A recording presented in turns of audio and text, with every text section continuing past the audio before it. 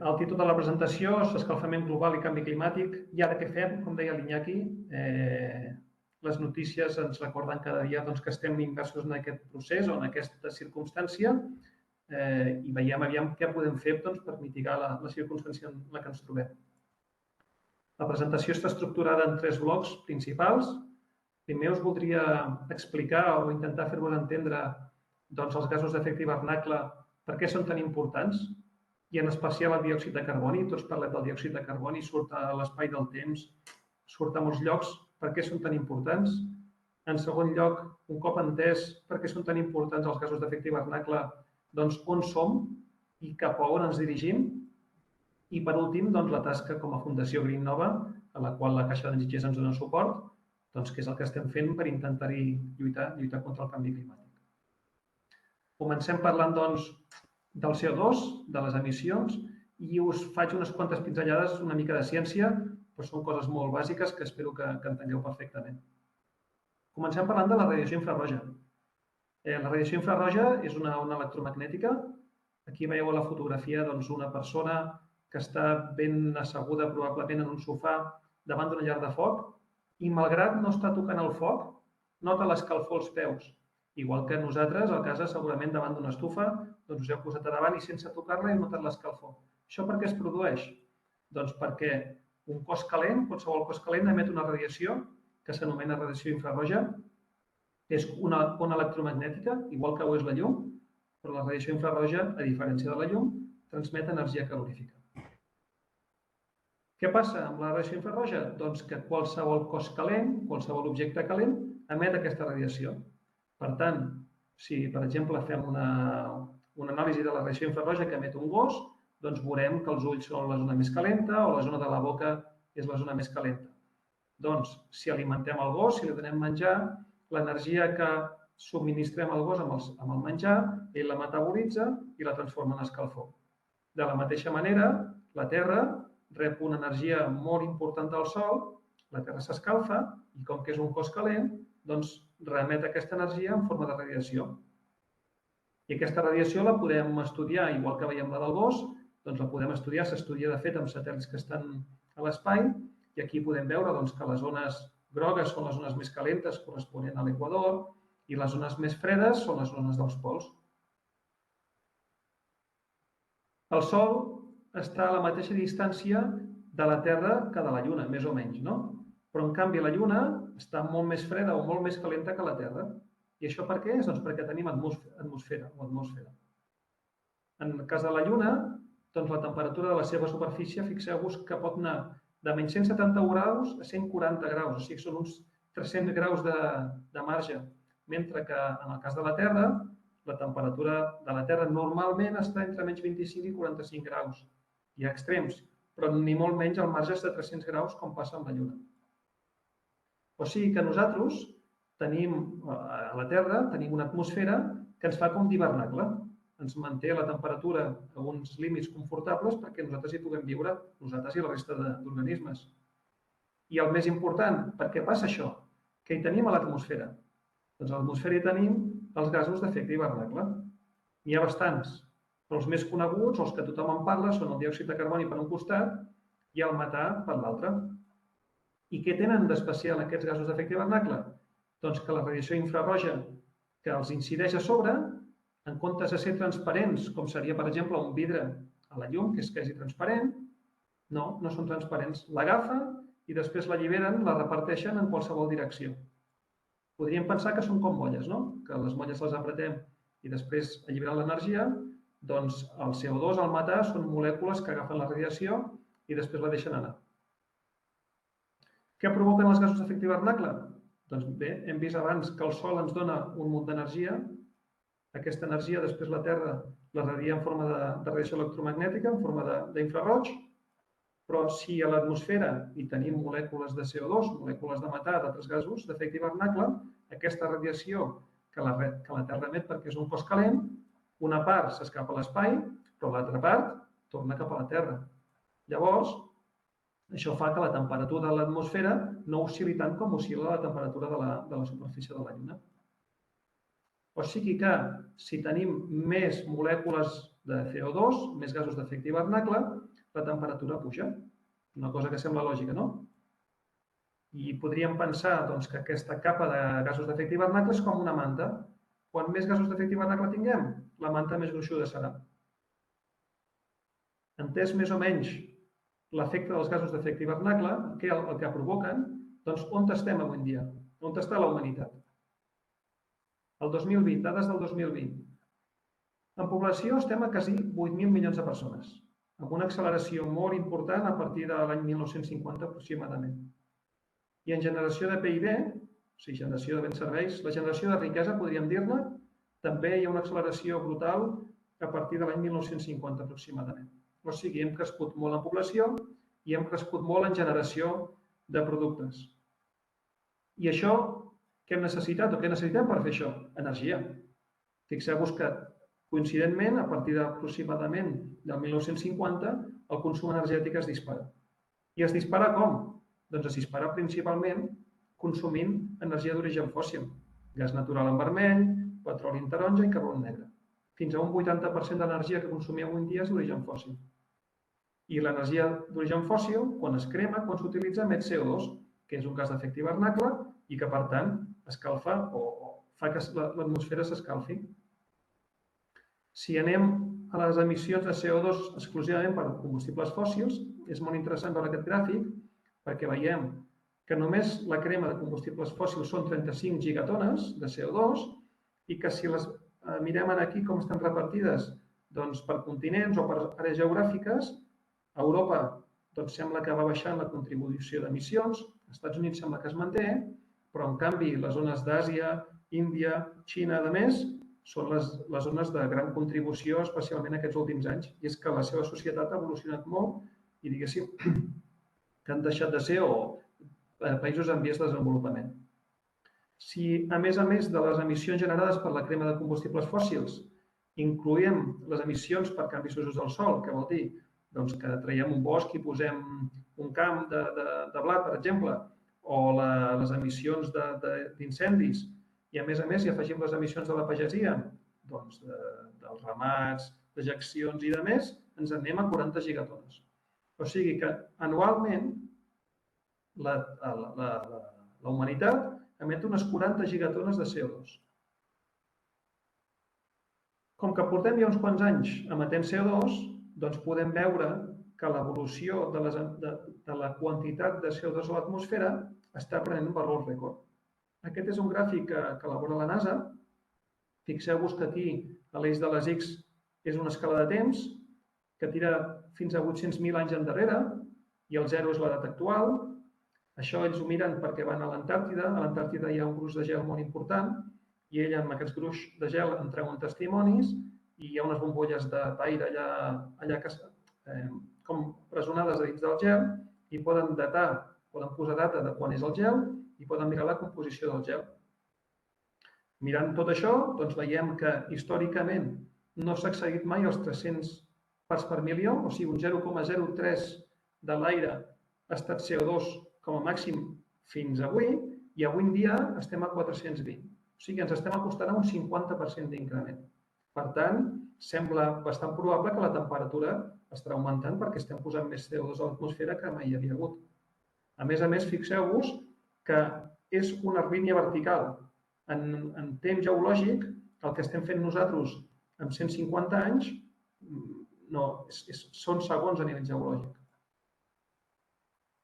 Per tant, com que hem augmentat molt el CO2, efectivament, la temperatura superficial està augmentant. I ara mateix estem un grau per sobre de la mitjana del 1950 al 1980. La tendència, lamentablement, és una tendència que sembla que s'estigui accelerant. El problema és gran. Per tant, el consens científic, l'IPCC, que és el panell intergovernamental d'experts de canvi climàtic, ha fet uns escenaris per mirar com delimitar l'escalfament de la temperatura d'un grau que estem a un grau i mig. Aquests gràfics que us presento dels diferents escenaris, a l'eix de les Is hi tenim les emissions en billion tons, que són milers de milions de tones, o sigui, serien 40.000 milions de tones aquí, i a l'eix de les X són els anys. Tenim tres zones diferents, tres sombrejats diferents. El gris són les emissions derivades de l'ús de combustibles fòssils i l'indústria. La zona marró és les emissions derivades de l'ús del sol, de la terra, principalment. I la zona groga, que aquí no en veiem, és la captura de CO2. Llavors, l'escenari 1 és un escenari d'alta eficiència energètica, que vol dir que de seguida deixem d'utilitzar combustibles fòssils. L'escenari 2, l'ús de combustibles fòssils es prorroga una mica més en el temps. Per tant, com que emetem més, després aquest CO2 que hem emès l'hem de treure de l'atmosfera. Veieu que hi ha una zona groga aquí. L'escenari 3 és un escenari anomenat el camí del mig, doncs que encara dilatem més la retirada dels combustibles fòssils. Després, per conseqüència, hem de retirar més CO2 de l'aire. I finalment, l'escenari 4 és un escenari amb un desenvolupament prorrogat en el temps basat en combustibles fòssils. Aquí veieu que cada vegada que augmentem l'ús de combustibles fòssils, com que estem emetent més CO2 a l'atmosfera, després n'hem de treure més, l'hem de netejar, com si diguéssim. I el que és molt important que us quedeu amb aquest número és que l'àrea tancada per la corba vol dir la zona gris menys la zona groga són 420 gigatones de CO2. O sigui que aquestes 420 gigatones de CO2 són totes les tones de CO2 que com a humanitat ens podem permetre d'expulsar a l'atmosfera perquè no pugi la temperatura més d'un grau i mig. Si emetem més d'aquestes 420 gigatonelades, automàticament no podem garantir, o la comunitat científica no garanteix que la temperatura no sigui superior al grau i mig. Per tant, de quant temps disposem? Hem vist aquest número 1, recentment, 420 gigatones del pressupost global de carboni. Hem vist que emetem 40 gigatones d'emissions més o menys cada any. Per tant, la divisió surt que disposem de 10 anys, i aquests 10 anys són els que han sortit molt recentment a la premsa en repetides ocasions. O sigui que per fer un símil, ara mateix estem sobre d'un tren antic, un tren de carbó que contamina, que emet un munt de partícules, emet CO2 i està a gran velocitat i l'hem de frenar. L'hem de frenar i l'hem de portar a un tren elèctric. I per això tenim un interval de temps petitó. Com que disposem de 10 anys i hem de restar emissions, el raonable és dir, bé, com emetem això? D'on surten aquestes emissions? Doncs anem a aquest gràfic, que és molt interessant també. A l'any 2016, doncs, on són les diferents fonts d'emissió? El gràfic és gran, hi ha molta informació. Us selecciono aquí una informació concreta. El que és energia, més o menys, és un 75%, 80% de les emissions de CO2. Conceptes especials o particulars, transports en carretera, tren, avió, vaixell, canonades, estem parlant d'un 16% de les emissions. Els edificis residencials i comercials, un 17%. Això és eficiència energètica dels edificis. La producció de ferro acer, la producció de ciment, entre tot, és un 10% aproximadament. Els incendis, un 3,5% de les emissions. I la pagesia, un 12%. Per tant, veient tota aquesta informació que hem vist, què podríem fer? Què se'ls ocorre a la gent que mana que podríem fer? I que haureu sentit per la televisió moltes d'aquestes coses. Abandonar totalment els combustibles fòssils. Per suposat, hem de reduir per no tirar tant de CO2 a l'atmosfera. Canviar tots els cotxes, camions, vaixells i avions. S'està fent i cada dia, per sort, hi ha més cotxes elèctrics. També estan parlant de les reformes de les vivendes per fer-les més eficients. També les empreses estan estudiant com canviar la producció d'acer i ciment per fer-la més sostenible. Els usos del camp, la pagesia, tot això haureu sentit que s'està estudiant molt i, a més, recentment polítics han suggerit que hem de baixar el consum de carn i potser beure menys llet. També s'haurien d'eliminar els incendis per complet. I si no, doncs reduir la població humana o fins i tot canviar el sistema econòmic. I veient tot això que podríem fer, què és el que creiem aquí a la Fundació que passarà? Doncs mireu, us cito algunes notícies que han anat sortint últimament. A l'Índia ha dit que ells volen seguir utilitzant el carbó. Ells no es poden permetre no utilitzar el carbó perquè tenen molta gent a qui alimentar i a donar energia. Per tant, estan valorant la possibilitat de fer 40 mines de carbó noves. Ara, recentment, amb la guerra d'Ucraïna, doncs el Regne Unit ha fet un canvi o està pensant-se de fer un canvi, un benefici fiscal per les productores de combustibles fòssils. És perquè tant nosaltres, tant Europa com el Regne Unit, tenen dependència dels combustibles fòssils i amb aquest benefici fiscal volen no dependre tant de fora i que les seves pròpies companyies facin més exploració. Xina, per altra banda, és addicta també al carbó i malgrat ells en diuen que el 2060 volen ser neutres en carboni, de moment estan gastant un munt de carbó. I també, degut a la guerra d'Ucraïna, doncs la Comissió Europea ha llançat aquest pla, el REPowerEU, que vol multiplicar d'una manera molt important la generació d'energia renovable. Fixeu-vos en fotovoltaica, avui tota Europa hi ha estat uns 150 gigawatts, disculpeu. Pel 2025 hem de passar de 150 a 320 gigawatts en 3 anys, quan aquest 2022 se n'instal·laran uns 29 i el 2030 uns 600 gigawatts. En eòlica, de 236 que en tenim actualment, hem de passar a 500 gigawatts al 2030. Els parcs que s'estan projectant al Golf de Roses, al Tramuntana o al Gavina, són de 500 megawatts. Per tant, hauríem de tenir uns 1.000 parcs com aquests que s'estan projectant al Golf de Roses. I tot això per què? Perquè no volem dependre de Rússia. I amb aquestes mesures aconseguiríem un 45% de generació renovable, amb un impuls molt clar al gas natural liquat. Per tant, no és que deixem del tot l'energia fòssil, sinó que en comptes d'estar amb Rússia, estem més amb l'energia renovable i més amb els barcs, amb els vaixells que vindran amb gas liquat. Per altra banda, aquesta és una notícia que sortia a l'Economist la setmana passada, la revolució elèctrica no va prou ràpida. Doncs, en el món, només hi ha un de cada 70 cotxes que sigui elèctric i hauria de ser un de cada 6. O el senyor Straubel de Tesla, que és el cofundador de Tesla, ha deixat l'empresa i s'ha muntat una empresa per reciclar bateries, perquè ell sap que no hi haurà prou material perquè es puguin fer bateries per tots els cotxes elèctrics.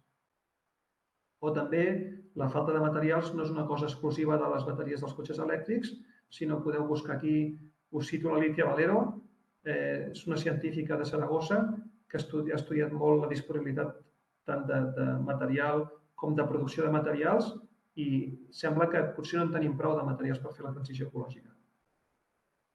I finalment us cito els acords de Glasgow del 2021, fa tot just uns mesos, fa mig any, la clàusula 36, i us l'he traduïda perquè la vull llegir. Aquesta clàusula demana a les parts que accelerin el desenvolupament, el desplegament i la disseminació de tecnologies i l'adopció de polítiques per la transició cap a sistemes energètics de baixes emissions, incloent un ràpid desplegament de mesures de generació d'energia neta i d'eficiència energètica, inclosa l'acceleració d'esforços cap a l'eliminació gradual, molt important, gradual, de les centrals de carbó sense abatiment, o sigui, sense captura de les emissions, i l'eliminació gradual dels subsidis ineficients als combustibles fòssils, reconeixent la necessitat de suport cap a una transició justa. Aquest gradual, aquesta paraula, no era gradual al principi, va ser forçada per Xina i la Índia, i és que ells, marco també transició justa, ells tenen molta gent, necessiten donar energia a la seva gent i no es poden permetre el luxe de fer la transició que estem fent nosaltres. Així, veient tot això, sembla bastant raonable pensar que no estarem ni a l'escenari 1 ni a l'escenari 2, sinó que estarem a l'escenari 3 o probablement a l'escenari 4 dels que us esmentàvem anteriorment. Per tant, no tenim més remei que capturar el CO2. Probablement serà en xemeneia, molta quantitat, però en tenim molt a l'aire i s'ha de treure, no tenim alternativa. Veient això, què estem fent a la Fundació GreenNova? Doncs us explico que estem fent 2 projectes no lucratius de captació de CO2 atmosfèric. O sigui, realment el que us he dit que hauríem de fer és el que nosaltres ja portem un temps fent a la Fundació. El primer projecte es diu Capta CO2 i consisteix en el disseny d'un captador de diòxid de carboni, de CO2, per posar a la taula, per posar a qualsevol taula i que vagi capturant les emissions de CO2 de l'aire de l'ambient. El fa l'Anna Maserrador, és una doctoranda, i l'està fent a Tarragona amb els directors de tesis, l'Adriana Nogalska i en Ricard García Maig. Per altra banda, tenim el projecte Craft CO2, que, a diferència del Capta CO2, vol capturar també el CO2, però a través d'uns materials especials que es diuen òxid de grafè i MOF, Metal Oxide Frameworks, que el que fan és atrapar el CO2 com si fos un sedàs. En aquest cas, tenim una doctoranda també treballant-hi, que es diu Elisabet Martínez, i les seves directors de tesi són la Mercè Segarra, la Mònica Martínez i l'Helena Xuriguera. Us explico una mica en detall cada un dels projectes. El cap de CO2, com us deia, és aquest mòdul que estarà sobre la taula, que agafarà les emissions de CO2, l'aire que nosaltres exhalem al respirar, al parlar. Aquí veieu el mòdul. Les molècules de CO2 estan molt més grosses del que són en realitat. I aquest seria el mòdul amb una secció vertical. La clau de tot el sistema és la membrana. Aquí veieu que a la part exterior hi ha l'aire, la zona blanca, a la part dintre hi ha el líquid captador i a la part del mig la membrana. La membrana és especial en el sentit que el líquid no pot sortir cap a fora, però l'aire sí que pot anar cap a dins. Llavors, què passa? Que les molècules de CO2 que estan a fora poden travessar la membrana i un cop estan a dintre la membrana, amb una reacció química facilitada pel líquid captador, doncs el CO2 passa a bicarbonat. Això va funcionant, i aquest bicarbonat, com que no és molt soluble, al final sedimenta i es pot recollir. Aquest és el dispositiu, o un esquema del dispositiu que té l'Anna a Tarragona, on veieu que aquí hi ha una bomba o un cilindre d'aire sintètic, aquí hi ha aire que simula l'aire de l'atmosfera. Aquest cilindre fa entrar l'aire a dins d'un mòdul experimental i a dins es produeix la reacció d'absorció. L'aire aquest, un cop s'ha absorbit CO2, surt amb menys CO2 i aquesta mesura del CO2 que té l'aire de sortida es fa amb un cromatògraf de gasos. I aquí tenim la bomba, que és la bomba que fa circular el líquid de captació a través del mòdul. I això és el que és real.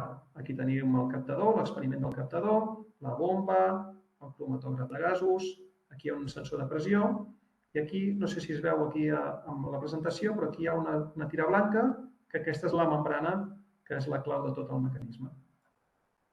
Amb aquest sistema podem fer unes gràfiques com aquestes, que al llarg del temps mirem l'evolució de la concentració de CO2. El que es tracta és d'optimitzar aquesta evolució, vol dir que baixi molt ràpid, que l'absorció sigui molt ràpida i perllongada en el temps. Canviem, anem al projecte Grafè CO2, que veureu que és diferent. En aquest cas no és absorció, sinó que és absorció en D. Com funciona? Doncs es fa passar l'aire a través d'un material específic, que és el que us deia, un MOF amb òxid de grafè, i aquest material és especial perquè té una porositat molt controlada. És una porositat que fa que les molècules de CO2 s'hi puguin enganxar, però les molècules de la resta de components de l'aire puguin passar a través. Llavors, el CO2 s'hi va quedant atrapat, però l'oxigen, el nitrogen, l'hidrogen van passant a través. Quan s'ha saturat, vol dir que ja ha agafat totes les molècules de CO2 que pot agafar, doncs, amb incrementant la temperatura o incrementant la pressió, aquest CO2 es pot alliberar i es pot recuperar i utilitzar-lo per una altra cosa. Vindria a ser com una esponja. Els poros de l'esponja seria on s'agafaria el CO2 i després es podria alliberar. Perquè veieu una miqueta la composició del material, doncs partint de l'òxid de grafè, que és aquest material negre, el qual barregem amb un MOF de coure, que té aquest color blau tan bonic, i això, un cop ajuntat, amb diferents composicions, té el filtre, o forma el filtre, que és aquest material ja negre. Provant diferents composicions de quantitat de MOF, quantitat d'òxid de grafè, doncs es treuen aquestes corbes d'absorció, que vol dir quina capacitat d'enganxar CO2 té el compost que hem sintetitzat. I aquestes dades són molt recents, però el treball de l'Elisabet de moment ha tret uns resultats que són bastant millors que els resultats que estaven publicats. Així que el que estem fent a la Fundació, en resum, són dos projectes sense ànim de lucre, no són lucratius, que volen lluitar contra el canvi climàtic mitigant el seu efecte, captant el CO2. Estem formant dos futures doctores. La Fundació els està pagant el salari amb elles i elles estan, una a Tarragona, com us deia, a la URB i l'altra a la Universitat de Barcelona. Per tant, col·laborem amb les universitats, generem coneixement i, finalment, el que volem d'això és no crear un coneixement i ja està, sinó que els projectes tinguin un èxit suficient, siguin prou bons per després d'això fer-ne productes, fer una empresa que pugui comercialitzar aquests productes.